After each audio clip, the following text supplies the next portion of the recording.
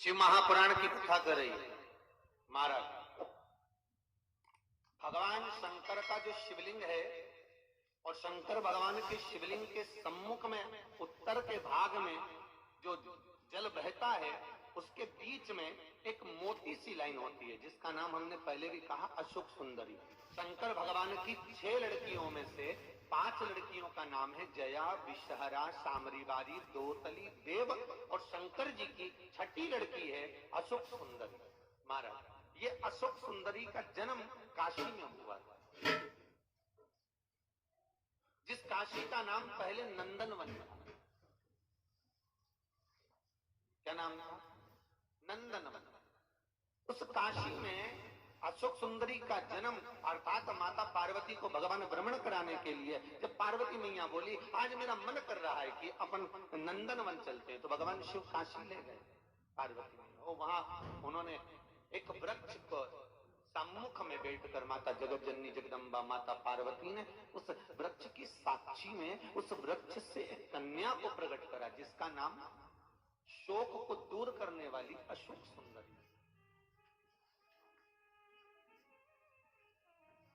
महाराज, जो शोक को दूर कर दे, दुख को दूर कर दे, उस कन्या को प्रकट किया। अब अशोक सुंदरी का जो स्थान है वो जहां जलाधारी है, जहां से पानी बहता है, उसके बीच में जो एक लाइन है वो अशोक सुंदरी का स्थान है। बहुत ध्यान से सुनना महाराज कथा। अभी तक शायद टीवी पर ये क्रम मिला भी नहीं होगा जो क्रम आज वर्णित किया जाए। अशोक सुंदरी की जगह मध्य भाग। समझ में आ रहा है ना सबको? फिर अच्छे से समझ लो। ये शिवलिंग, ठीक है, ये जलाधारी जहां से पानी नीचे गिरता है, ये दोनों पूरा गोल भाग यहां से पानी नीचे जा रहा है, तो इसके बीच में जहां से पानी जाता है उसके बीच में जो स्थान है वो अशोक सुंदरी का स्थान, शिव जी की बेटी का स्थान। अब शंकर जी की जो बेटी का मध्य भाग में स्थान है अशोक सुंदरी का, वहां पर आपको शहद की 7 बिंदी रखना है। और जो ये शिवलिंग रखा है, इस शिवलिंग के तुम पीछे की ओर बैठे हो, यहाँ बैठे हो ना दक्षिण में, तो यहाँ बैठे हो, तो पीछे का जो शिवलिंग का भाग है इस पे आपको चंदन का लेपन करना है। माना शिवलिंग के पीछे के भाग में अर्थात जहां आप बैठे हो पूरे शिवलिंग पर चंदन नहीं लगाना, जहां आप बैठे हो उसके सम्मुख भाग में आपको चंदन का लेपन करना है। एक पीला चंदन होता है और एक लाल चंदन होता है। लाल चंदन कभी आप किराने वाले की दुकान पर जाएंगे तो वहां पर आपको लाल चंदन प्राप्त हो जाएगा। आपको जो लेपन करना है वो लाल चंदन का लेपन करना है।